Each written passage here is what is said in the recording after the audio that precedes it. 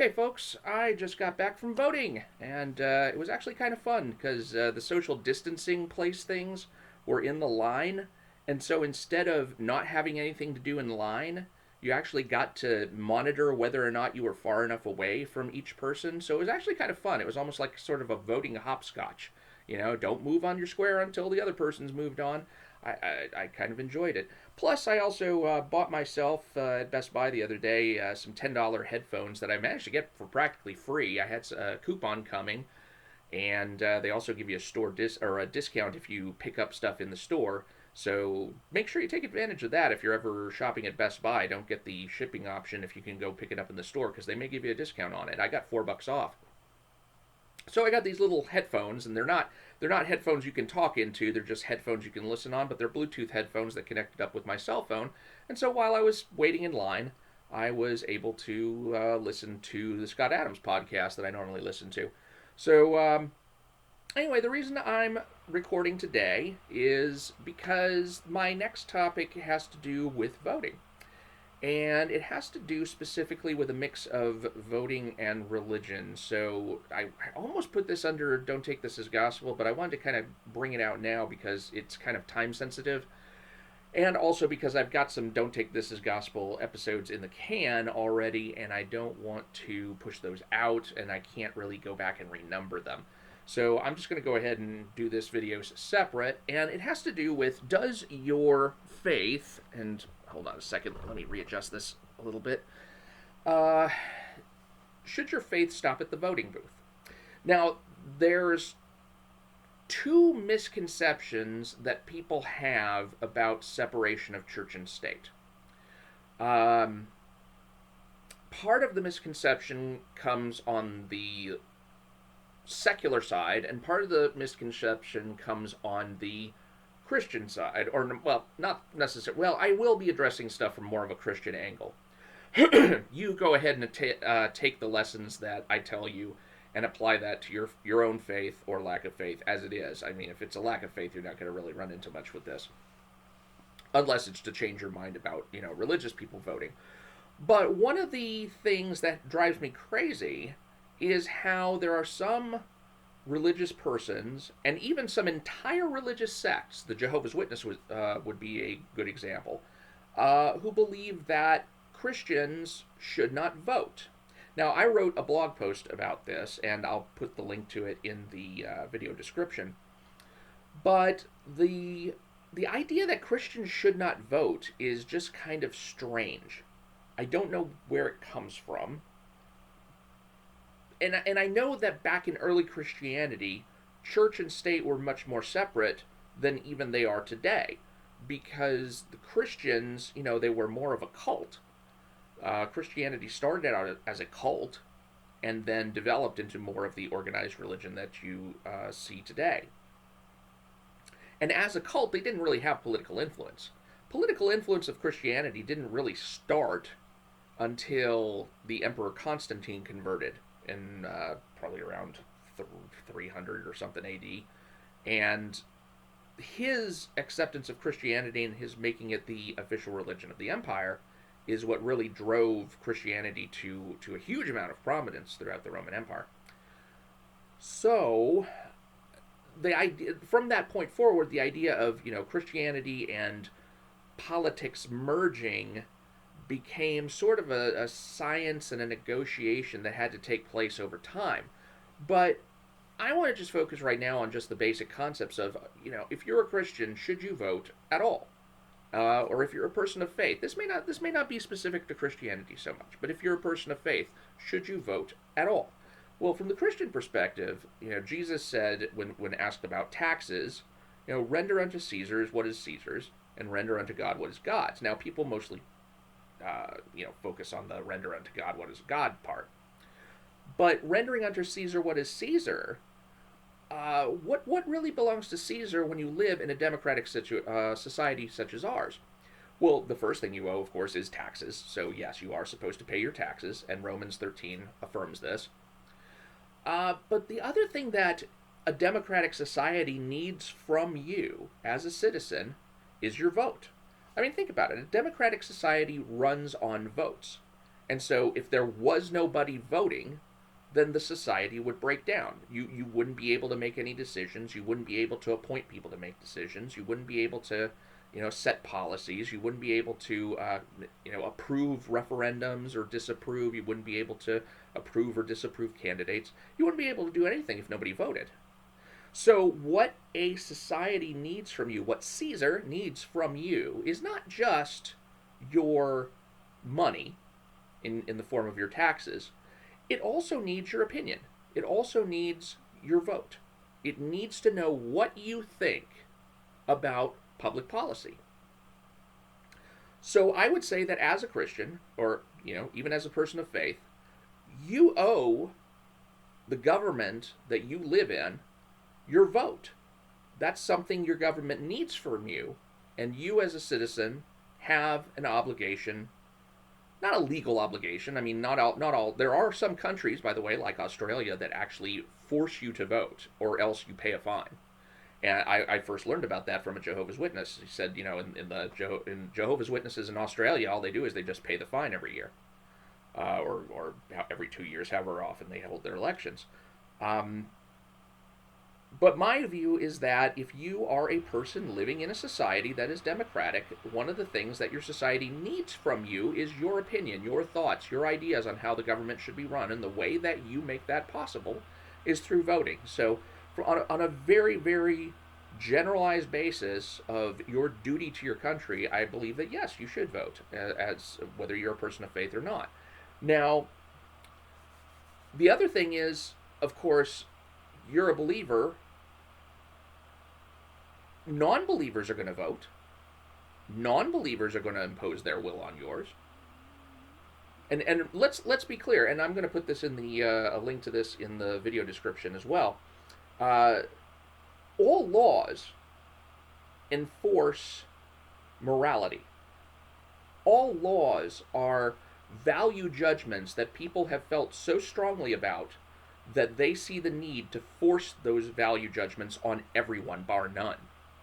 Even when it comes down to like the littlest things like jaywalking and seatbelt laws and stuff like that, when people make laws and say that the state can punish you for breaking those laws, what they're saying is, what I think is right and wrong matters more than what you think is right and wrong. And when you realize that, then you realize just how important it is that you do get to the polls and that you do pick candidates, both in your primary elections and in the general elections, that especially represent your personal views. Because other people are going to be doing it. You don't live in a vacuum. You don't live in a society where no non-believers exist, and therefore, again, you have the option of just letting the other believers shoulder the burden, or you don't vote at all, and then society breaks down because it doesn't have your vote to tell it what to do. You don't have that option.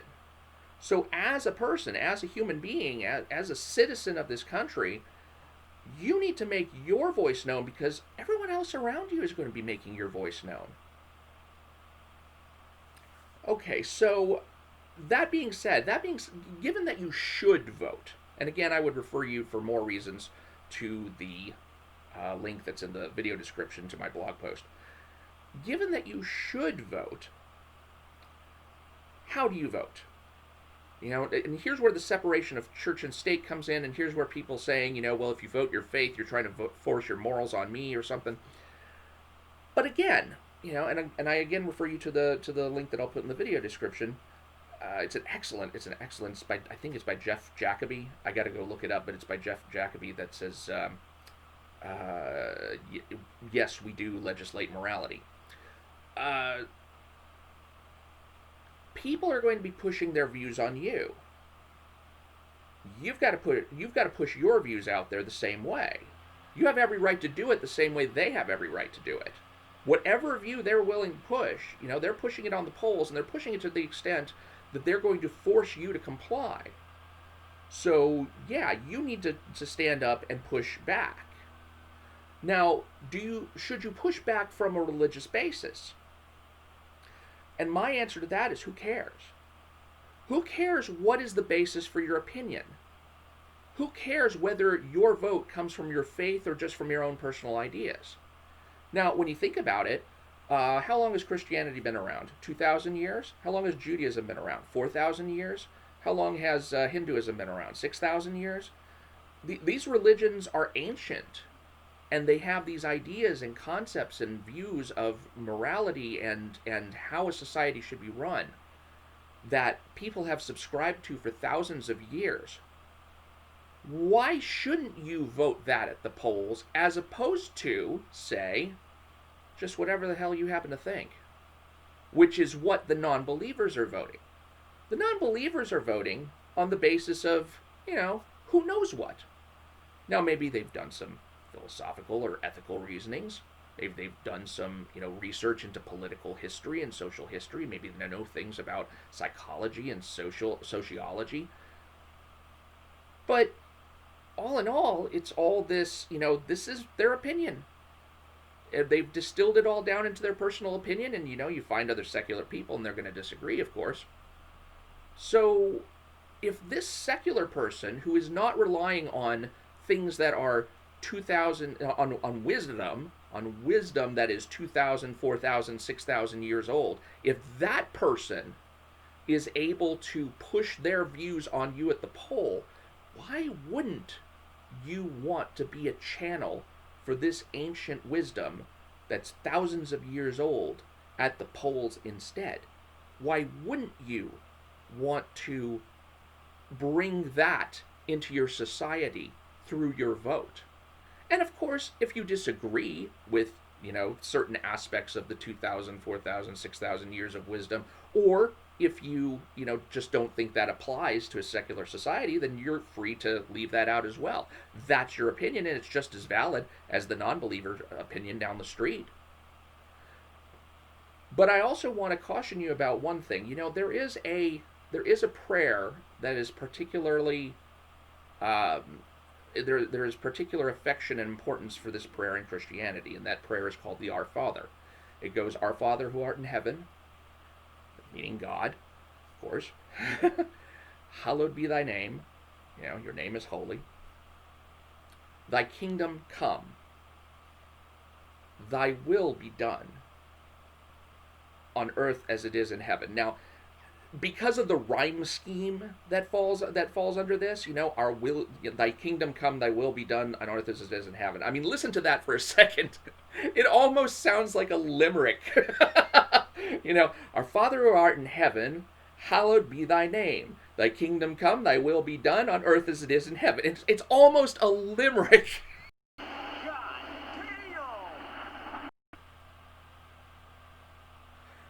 Well, there was some divine retribution for you. Whoo!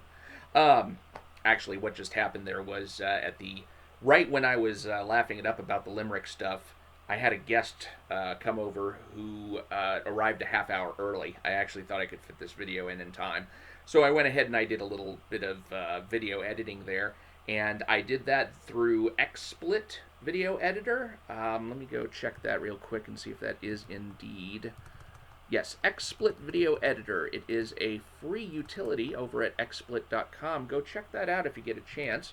It is a handy-dandy little tool, let me tell you, because previously I would have just had to have thrown out the old video and tried to re-record the whole thing in Scratch, and I'm like, no, let's try and, do a little bit of splicing together, see if that works out. And I may use that in later videos, so prepare for an upgrade in quality if it comes to that, because there's things that I've said in the previous section of this video that were incorrect, and one of the things that I said that was incorrect was I mentioned a article called Yes You Can Legislate Morality by Jeff Jacoby, and turns out that is not either the title of the article or the name of the person who wrote it. It is called Who's Legislating Morality Now by Andrew Tallman. And I will put the link to that article in there. But other than that, I think I just watched the earlier section of my video, and there's a word off. And what I'll probably do in the future is kind of do the Coach Red Pill thing, where he does cuts of various things that he says, and he'll do it from different camera angles. going to try that out. I'm kind of curious to see what I can do with this new XSplit video editor. But if you're new to the whole video editing thing, do give this a try. Okay, back to the subject. I was going over the Our Father prayer and talking about how it impacts voting. And the portion that impacts voting, I was talking about the limerick structure of it and how it says, "Thy kingdom come, thy will be done on earth as it is in heaven." Because of the rhyme scheme to that, people tend to pair "thy kingdom come" with "thy will be done." But that's not what the pairing should be. That's not how the real structure of the prayer breaks down. The real structure of the prayer, when you break it down, is "thy will be done." "Thy kingdom come" is a separate thought, and then you have a new thought, "thy will be done on earth as it is in heaven." If you just read that section as a sentence, that is a complete thought in and of itself. "Thy will be done on earth as it is in heaven." Okay, so what does that mean? It means that God's will, whatever God's will is, should be done on earth as it is in heaven, and that is something you are supposed to want. So you've got God's will being carried out by the angels in heaven, and everything goes according to plan up in heaven. Down here it's supposed to be the same. Down here people are supposed to live by God's will and carry out God's will in their lives. They're supposed to do the same. And so you should be wanting your society, and you should be wanting planet Earth to be a reflection of heaven, where the angels are carrying out God's will. People should be like angels carrying out God's will here on earth. And so, you, having been given this power of the vote to bring God's will to man, need to use it. So, should you vote based on your faith? Absolutely. Absolutely. Because if you really believe that God's will should be done on earth as it is in heaven, then voting God's will at the poll is one way to do that.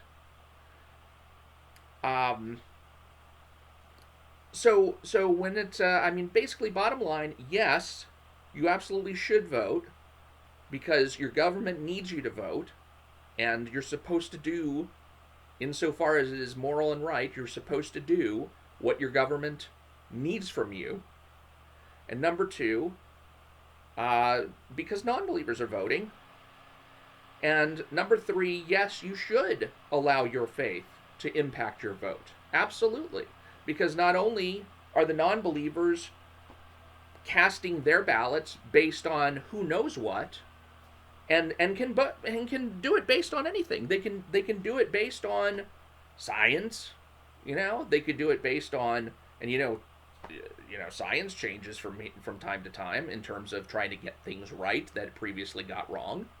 So they could do it based on a science that may be wrong now, but gets corrected in the future, we hope. Or they might be doing it based on their philosophies, or they might be doing it based on lectures they've heard from other secular people. There's all sorts of reasons that people bring to the polls and then are basically shoving on you. Shove back, either with what you yourself think or what with God thinks. And if you're a believer, what God thinks is more important than what you think. So, yes, absolutely, bring your faith into the picture at the polls. There's no need to separate your beliefs from how you vote. That has nothing to do with separation of church and state. All separation of church and state says is that Congress cannot make certain laws that impact religion or force religion on other people. But guess what? Do you know how that was established? Do you know how the First Amendment was established? Because people voted. Here's something I don't think you realize. We have freedom of religion in this country because people voted on it. And these were some religious people as well who voted on it. So religious people throughout America voted for religious people to go to Congress. And these religious people in Congress voted to create this First Amendment. And then they passed it to the states. And the states, the legislatures of the states, who were made up of religious people who were voted for by religious people, voted on this First Amendment. It's all voting. It's all voting. So yes, go and vote. Religious people can and should vote, and they should vote whatever it is their conscience and faith tells them to vote. Do that. Because nothing is going to stop the non-believing world from doing that to you. I'm Mike Partika. I hope you liked the little comical interlude, and I hope you liked the content of this. Please do subscribe if you haven't already, and I will talk to you later.